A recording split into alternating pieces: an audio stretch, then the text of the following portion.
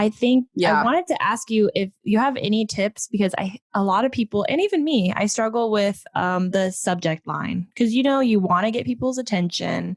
You don't want it to be too long, Yeah. too short. Do you have any tips when you create your subject line?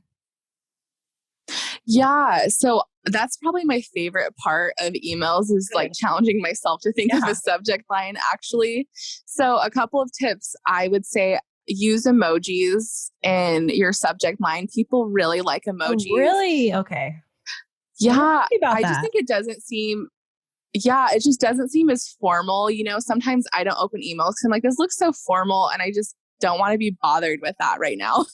Or when they do So like all sometimes I like to, caps, you know, uh, I'm like, yes, oh gosh, yes, so scary. right.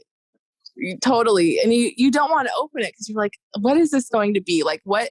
This is Yeah. not so important that it needs to be all caps right now. Like, right. Like, this isn't coming from my doctor's office or, I don't know. Totally. So I like to use emojis because I think they aren't as intimidating. And then something I like to try and do as well, I'm assuming people who are in events are kind of on the pulse for what trends are.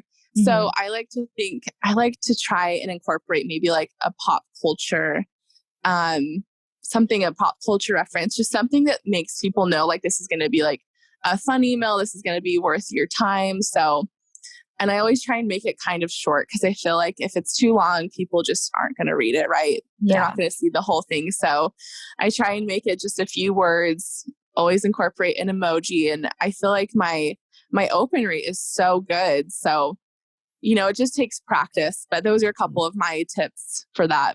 That's a good one. I didn't think of emojis. I mean, I could totally add them because I've seen that before, but I've never really thought like, but you're right. I think we are definitely moving to a more casual state of things, which I love.